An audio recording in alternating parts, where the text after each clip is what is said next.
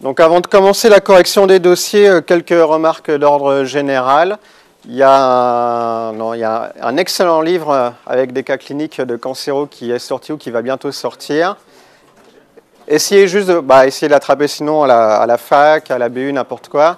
Ça vous fera des cas cliniques supplémentaires, une matière qui est assez peu enseignée en général. Il y a assez peu de confs de cancéro. Deuxième remarque, là on n'est plus qu'à quelques mois de l'internat. Les confs, c'est tout bête, mais c'est pour vous. Donc vous n'arriverez pas à faire le jour de l'internat ce que vous n'avez pas fait pendant 2 ans, c'est-à-dire si vous n'avez pas rédigé des dossiers comme le jour de l'internat pendant 2 ans, vous ne savez pas le jour J que vous allez y arriver. Donc il faut prendre le temps, faut essayer de s'entraîner à le faire. 2 fois la difficulté, un dossier de l'internat, ce n'est pas forcément la difficulté intellectuelle, c'est la difficulté d'arriver au bout et de rester concentré pendant 4 heures. Donc ça, c'est un entraînement autant qu'apprendre toutes les choses qu'il y a dans les bouquins. Autre chose, si vous restez qu'1 heure ou si vous discutez pendant la correction, ça fait un peu le prof qui parle, c'est un peu bête, mais il y a des films au ciné qui sont sympas en ce moment, il y a d'autres choses à faire que de venir vous embêter à faire des conférences d'internat.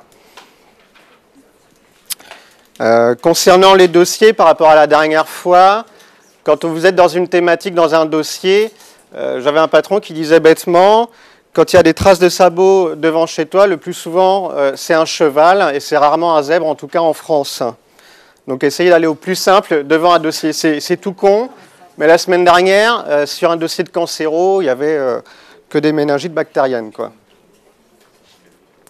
Enfin, pour préparer l'internat, il ne reste plus grand-chose à apprendre pour vous.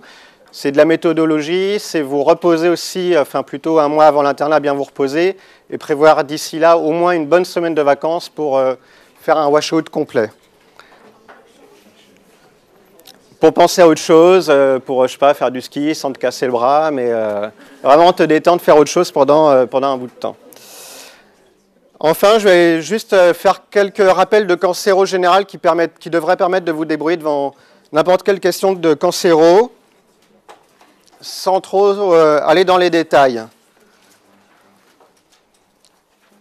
Je pense qu'on le mettra en ligne sur le site de la conf. Donc tout simplement déjà, en cancéro, on est un peu bête. Donc quand on n'a pas d'anapathe dans un dossier, on ne fait pas de chimio, pas de traitement. C'est le pendant de pas de bras, pas de chocolat. Les facteurs pronostiques, si on vous demande devant n'importe quel cancer, grosso modo, si vous ne savez pas, c'est l'état général, comme je vous l'avais dit la dernière fois. Parce que quelqu'un qui est complètement grabataire, même s'il a un tout petit cancer, il ne va pas avoir de traitement très agressif et ça va mal se finir. Le TNM, ce n'est pas pour rien que ça existe, puisque ça va conditionner les traitements et bien sûr, plus c'est gros, moins c'est bien. Enfin, dans ce cas-là, en tout cas. Et s'il y a un marqueur tumoral correspondant au site spécialisé. Et enfin, une autre chose que vous pouvez rajouter qui fait un peu plus sioux, c'est la réponse initiale au traitement. Parce que devant n'importe quelle tumeur, si elle répond bien au traitement initial, ça va plutôt bien se passer. La dernière fois, j'en ai touché 2 mots. Le bilan d'extension en cancéro, c'est toujours la même chose. Il y a un T, il y a un N et il y a un M. Le T, c'est local. Le N, grosso modo, ça va être loco-régional. Et le M, c'est à distance. Et ça, quand vous faites votre bilan d'extension, il est clinique et bien sûr fait par l'imagerie et éventuellement un marqueur. Il y en a assez peu en cancéro finalement d'utile.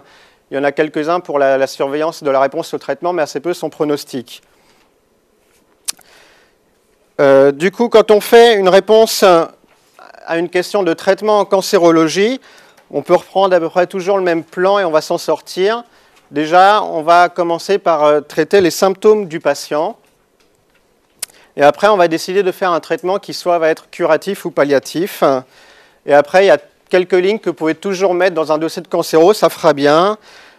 Toujours dire qu'il faut une RCP, qu'on peut proposer l'inclusion dans un essai thérapeutique, qu'on peut informer le patient sur les bénéfices et les effets secondaires du traitement, lui remettre un projet personnalisé de soins, c'est-à-dire, comme je vous l'avais dit la dernière fois, c'est que normalement, le patient doit ressortir de la consultation en sachant ce qui va se passer dans les prochaines semaines, les prochains mois, et voire même les prochaines années.